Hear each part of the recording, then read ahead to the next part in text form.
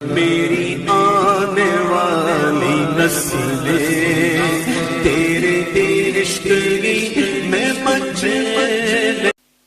हाँ, हजरत हबीब यमनी ब्याज का बहुत बड़ा कारोबार था। इतना बड़ा कारोबार ब्याज का कि सबसे बड़े ब्याजखोर आप कहे जाते थे। मगर साहिब अल्लाह भी बड़ा करीम है, इतना करीम है कि उसकी बारगाह में तौबा कर लो, खुदा की कसम तेरी आंख से आंसू निकलने की देर है, उसके यहां से बख्शिश में देर नहीं लगती। हजरत हबीब यमनी बहुत बड़ा कारोबार था ब्याज का। बीवी अक्सर कहा करती थी, सरताज ये काम छोड़ दो, जब तुम किसी से ब्याज का पैसा लाते हो ना तो गरीबों का दिल दुखता होगा। कभी बीवी की बात नहीं मानी, कभी समझी नहीं। एक दिन फरमाते हैं कि मैंने एक गरीब औरत को ब्याज पे पैसा दिया हुआ था, मैं उसके दरवाजे पे गया, उसने कहा पैसा नहीं है, फिर आके ले जाना। कहते मैं वापस आ गया, फिर दूसरी मर्तबा गया, उसने फिर वापस कर दिया। कहते मैं तीसरी मर्तबा गया, जैसे मैं गया उसने फिर कहा मेरे घर पे कोई कमाने वाला भी नहीं है, हबीब यमनी मेरे पास पैसा भी नहीं है, मेहरबानी करो वापस चले जाओ, कभी पैसा होगा मैं तुम्हें वापस कर दूंगी। अल्लाह अकबर। हबीब यमनी कहते हैं कि मैं क्या बताऊं तुम्हें, जैसी उसने इतनी बात कही थी ना, मैं कहने लगा खातून 3 चक्कर लगा दिए हैं, आज खाली हाथ नहीं जाऊंगा, कुछ ना कुछ लेकर ही जाऊंगा। खातून कहती है हबीब मेरे घर में कुछ भी नहीं है, आज 3 दिन का फाका है, बड़ी मुश्किलों के साथ मुझे गोश्त का एक टुकड़ा मिला है, मैं अपने बच्चों के लिए लाई हूँ। महीने गुजर गए, मेरे बच्चों ने गोश्त की सूरत नहीं देखी थी, कई दिन से बच्चों की ख्वाहिश थी माँ अगर हो सके तो गोश्त खिला दे। जब पड़ोस में गोश्त बना करता है, मेरे बच्चे मुझसे बार बार कहा करते थे ए हबीब आज कई दिन के बाद मुझे गोश्त मिला है, उसके सिवा मेरे घर में कुछ भी नहीं है। हबीब कहते हैं फिर ऐसा कर वही गोश्त का टुकड़ा ला के दे दे। जैसे हबीब ने इतना कहा है, खातून की आंखें बरसना शुरू हो जाती हैं। कहते हैं हबीब मेरे बच्चों के दरमियान थोड़ी देर से खुशियां आई हैं, अगर ये गोश्त का टुकड़ा वापस चला जाएगा तो मेरे बच्चों के दिल पे क्या गुजरेगी, मेहरबानी कर बहुत जल्द तेरे पैसों का इंतजाम कर दूंगी, जब वापस चला जा।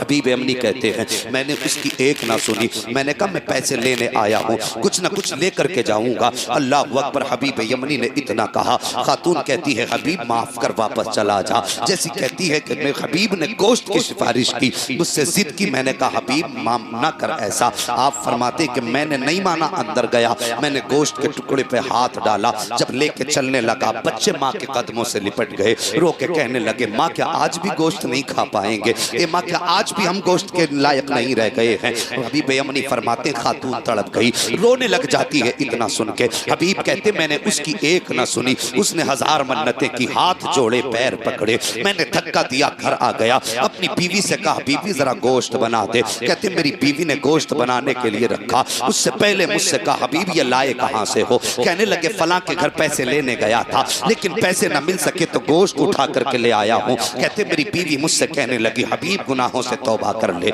वरना अल्लाह की लाठी में आवाज नहीं हुआ करती है। फरमाते मैंने बीवी को डांटा और कहा जल्दी कर गोश्त बना, ज्यादा मुझे समझाने की जरूरत न की है। फरमाते उसके बाद मैं तो नहाने के लिए चला गया, मेरी बीवी ने गोश्त बनने के लिए चूल्हे पे रखा है। फरमाते मैं नहा के वापस आया, मेरी बीवी आई, आने के बाद चूल्हे पर जो गोश्त बन रहा था जिस हांडी में, उसका बर्तन हटा करके देखा तो क्या देखती है, जिसके अंदर नमक मिर्च डाला गया था, पानी डाला गया था, अब वो पानी न था बल्कि सब का सब खून बन चुका था, सारा का सारा खून बन चुका था। औरत की चीख निकल जाती है, रो के कहती हबीब मैंने तुझसे कहा था अल्लाह का अजाब आता है तो आवाज नहीं हुआ करती है, ये देख आज अल्लाह का अजाब उतर चुका है। मैंने कहा खातून क्या हुआ, मेरी बीवी ने कहा देख हांडी में गोश्त की बजाय खून उबल रहा है। फरमाते मैंने देखा मेरा कलेजा धड़कने लग गया, मैं सोचने लगा या अल्लाह अब मैं कैसे बख्शा जाऊंगा, मैंने बड़े गरीबों के दिल दुखाए हैं, मैंने बड़े लोगों को तकलीफ दी है। फरमाते बस मैं तौबा की धुन में निकल चुका,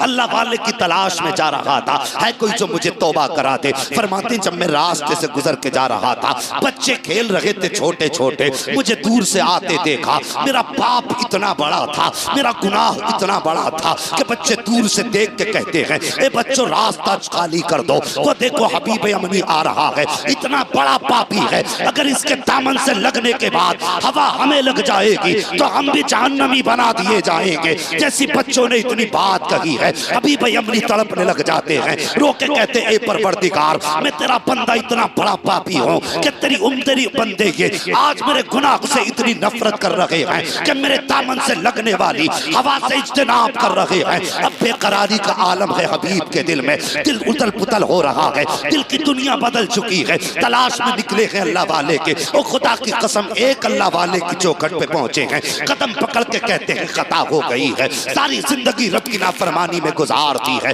सारी जिंदगी प्यास लेता रहा हूँ, लोगों को सताता रहा हूँ, मेहरबानी कर दीजिए, हाथ बढ़ा के तौबा करा दीजिए। हबीब यमनी कहते हैं, मैंने अल्लाह से सच्चे दिल से तौबा की है, और रोते रोते वापस पलटा। फरमाते फिर वही बच्चे हैं, वही रास्ते हैं, और बच्चों ने मुझे आते हुए देखा है। तो अब बच्चे कहते हैं, ए बच्चों रास्ता खाली कर दो, हबीब आ रहे हैं, हबीब यमनी आ रहे हैं। बच्चे कहते हैं, इसलिए क्या इस वजह से रास्ता खाली कर दें कि इसके गुनाह दामन से लगने वाली हवा हमें जहन्नमी बना देगी। एक बच्चे ने कहा था, नहीं, अब ये हबीब यमनी बन गए हैं, अब इनके दामन से लगने वाली हवा गुनाह जहन्नम नहीं देगी। अब डर ये है कहीं हमारे कदमों से उड़ने वाली खाक अगर हबीब के दामन पे पड़ जाएगी तो हमें दोज़ख में डाल दिया जाएगा। इसलिए कि हबीब जब यहाँ से गया था तो सूदखोर बन के गया था, अब जो वापस आया है तो रब की बारगाह का मुकर्रब बन के आया। क्या बाबा, नारे तकबीर,